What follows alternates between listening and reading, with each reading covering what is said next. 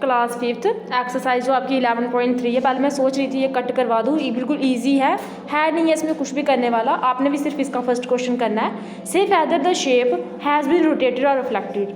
जो शेप बिल्कुल सामने एक जैसी हैं उसकी उल्टी है तो वो क्या है, रिफ्लेक्टेड शेप है। जैसे हम क्या करते हैं, मिरर के आगे खड़े होते हैं, हमारी रिफ्लेक्शन हमें उल्टी दिखाई देती है उधर, तो वो क्या होती हैं, रिफ्लेक्टेड शेप होती हैं हमारी। और जो कि रोटेट होकर दिखाई, जैसे ये दो हार्ट दिखाए हुए हैं, एक सीधा दिखाया एक रोटेट करके दिखाया, ये रोटेटेड है, आगे वाली रिफ्लेक्टेड है, ये भी रोटेटेड है क्योंकि एक चोर है ऐसे चौड़ा है, एक लंबी तरफ से रखा हुआ है। जे क्या है, उल्टा दिखाया हुआ है, इसकी रिफ्लेक्टेड शेप है।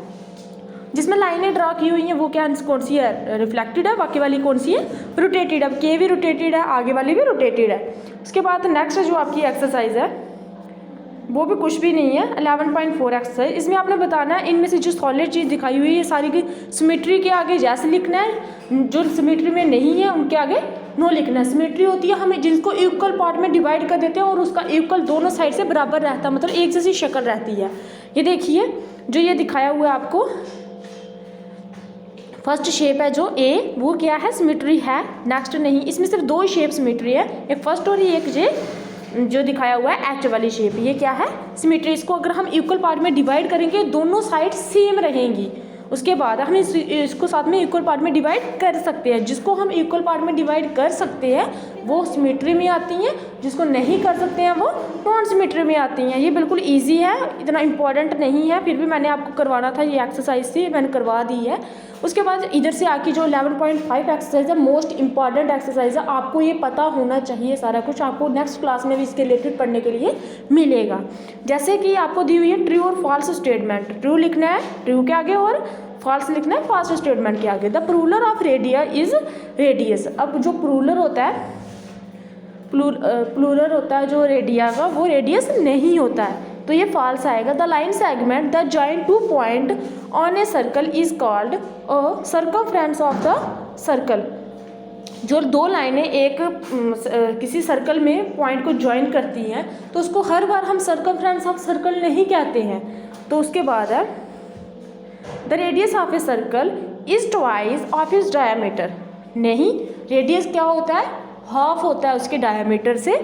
Diameter is also a chord of the circle of a circle. हाँ, जो डायमीटर है वो हमेशा एक कॉर्ड होती है सर्कल की। उसके बाद है the circumference of a circle is 3 time approx of is diameter. हाँ, जो सर्कमफ्रेंस ऑफ सर्कल होता है इसका फार्मूला भी है C = 3 × D, जिससे आप आगे क्वेश्चन भी निकालोगे। तो जो सर्कमफ्रेंस ऑफ सर्कल है वो इसकी डायमीटर से क्या होता है, 3 टाइम ऑफ होता है। नेक्स्ट है क्वेश्चन नंबर आपको जो सेकंड है, डिफाइन द फॉलोइंग टर्म्स। आपको ये पता होना चाहिए रेडियस क्या होता है, डायमीटर क्या होता है, सर्कमफ्रेंस क्या होता है और कॉर्ड क्या होता है। आपका ये क्वेश्चन है, इसके आप डेफिनेशंस करनी है।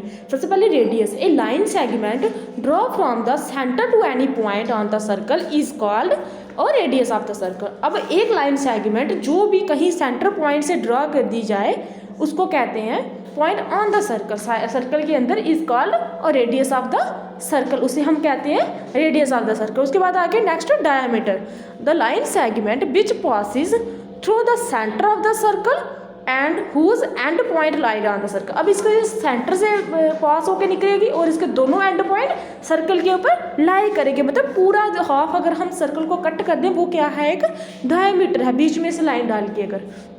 उसके बाद है circumference, the length of the boundary, the length of the boundary और पेरीमीटर ऑफ ए सर्कल। जो लेंथ ऑफ द बाउंड्री और perimeter of a circle is called the circumference of a circle. उसके बाद कॉर्ड, कॉर्ड क्या होता है, a line segment that join two given point on a circle. एक line segment, दो जो गिवन पॉइंट दिए होते हैं लाइन सेगमेंट सर्कल के अंदर, उनको ज्वाइन करे is called chord of the circle. उसको हम क्या कहेंगे, कॉर्ड ऑफ द सर्कल। उसके बाद है D part, sorry D part हो गया। उसके बाद नेक्स्ट क्वेश्चन है question number 3, if the diameter of the circle whose radius, और अगर हमें सॉरी फाइंड हमने करना है डायमीटर ऑफ द सर्कल जिसका हमें रेडियस दिया हुआ है, हम डायमीटर कैसे फाइंड आउट करेंगे। हमें पता है कि जो रेडियस है वो क्या होता है, डायमीटर से डबल होता है। तो हमें डायमीटर फाइंड आउट करना है तो मतलब रेडियस को 2 से मल्टीप्लाई कर दो, वही इसका फार्मूला है। हमें रेडियस दिया हुआ है, रेडियस इसका 9 सेंटीमीटर है,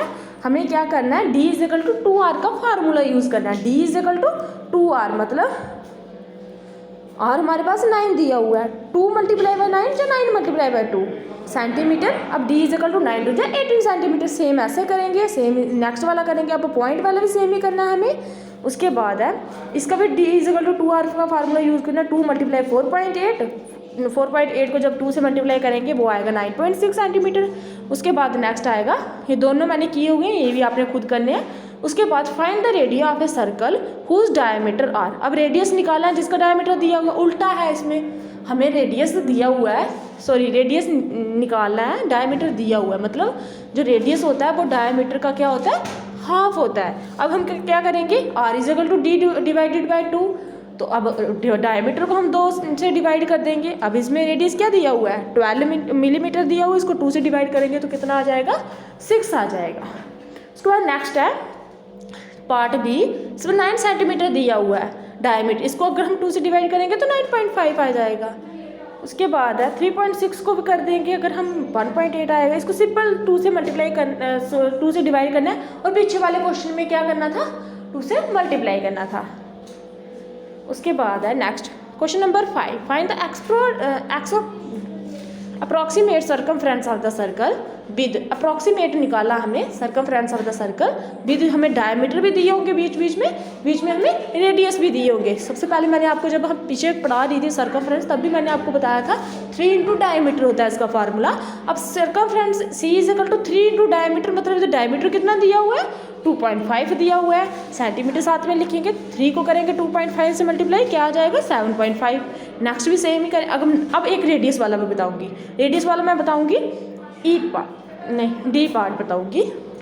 रेडियस कितना दिया हुआ है, 1.21 सेंटीमीटर। अब इसका सर्कमफ्रेंस कैसे आएगा, इसका भी c is equal to 3 into 2 d आएगा, लेकिन d की जगह हम 2r पुट करेंगे, क्योंकि d हमारे इधर कितने बराबर है, रेडियस को अगर हम 2 से मल्टीप्लाई करेंगे वो डायमीटर आएगा। 3 इंटू 2 मल्टीप्लाई बाय r कितना है, 1.21 सेंटीमीटर। उसके बाद 2 को पहले 1.21 से करेंगे, ये आएगा 2.42 सेंटीमीटर। उसके बाद इसको करेंगे हम 3 से मल्टीप्लाई, ये आएगा 7.26 मीटर। उसके बाद आएगा नेक्स्ट, आपने डायमीटर और रेडियस वाले सेम करने हैं, ऐसे ही मैंने किए हुए, आपने सिर्फ देख के निकालने हैं और समझने हैं। Find the radius of the circles, question number 6 of the circle whose circumference of. Radius निकाला हमें सर्कल का जिसका सर्कमफ्रेंस हमें दिया हुआ है। तो हमें सबसे पहले एक फार्मूला खुद से भी बना सकते हैं हम ये, क्योंकि हमें c is equal to 3 into D हमें पता है सर्कमफ्रेंस का फार्मूला। अब हमें क्या निकालना है, इसमें रेडियस निकालना है। अब अगर हमें डायमीटर निकालना तो हम क्या करते हैं, c को 3 से डिवाइड कर देते, d is equal to c/3 आ जाता, और d is equal to c कितना है इधर दिया हुआ है उन्होंने 180, इसको 3 से करेंगे 60 आ जाएगा। अब डायमीटर तो आ गया 60, हमें पता है रेडियस क्या होता है, उसका रेडियस निकालना है ना हमें पता है रेडियस उसका हाफ होता है, तो 60 को डिवाइड कर दो 2 के साथ, सिंपल 30 आ जाएगा। उसके बाद ऐसे ही बी पार्ट है, बी पार्ट में क्या दिया हुआ है, इसमें भी सेम लगना है formula, c is equal to 3 into D. अब पहले क्या निकालेंगे, d निकालेंगे। अगर हमारे पास डायमीटर आ गया उसको हाफ करेंगे हम, रेडियस आ जाएगा, d is equal to c/3। c कितना है इधर 24, इसको 3 के साथ करेंगे 8 आ जाएगा, क्योंकि 8 से 24 होते हैं। अब d इज इक्वल टू 8 आ गया, रेडियस इज इक्वल टू, अब कैसे निकलेगा, डायमीटर को डिवाइड करेंगे 2 से, डायमीटर कितना आया अभी 8 को डिवाइड किया 2 से, 4 2 8 होती है, इसलिए रेडियस कितना आ गया 4। नेक्स्ट 2 पार्ट है वो भी मैंने ये किए हुए हैं, एक पॉइंट वाला बता देती हूँ। इसमें क्या है, c is equal to 3 into D है, d is equal to c divided by 3, same करना है, सिर्फ c की जगह हमने क्या पुट करना है 2.1। अब पॉइंट वाला आ गया, इसको भी कुछ नहीं करना, सिंपल जैसे हम डिवाइड करते हैं वैसे करना है। इसमें आएगा 0.7, अगर 0.7 को हम 2 से डिवाइड करेंगे ये आ जाता है 0.35। नेक्स्ट है आपकी जो भी स्टेटमेंट्स है इसकी वो हमने नहीं करनी है, आपका इतना ही आपने करना है। इसका आपका सिलेबस होता है आज ख़त्म, आपको इतना ही करना है। मैं वापस बोल रही हूँ, स्टेटमेंट्स आपको नहीं करनी है, क्योंकि स्टेटमेंट्स वो इजी है, कुछ भी नहीं है उनमें, करवाने में मैं करवा देती हूँ, लेकिन वो नहीं करनी है आपने, वो मैं छोड़ रही हूँ वो वाला पार्ट, स्टेटमेंट्स वाला पार्ट। तो इधर तक आपका सिलेबस होता है आज ख़त्म। अब हम करेंगे रिवीज़न। अगर आपको कोई भी डाउट होगा तो मैसेज करके पूछ भी सकते हो।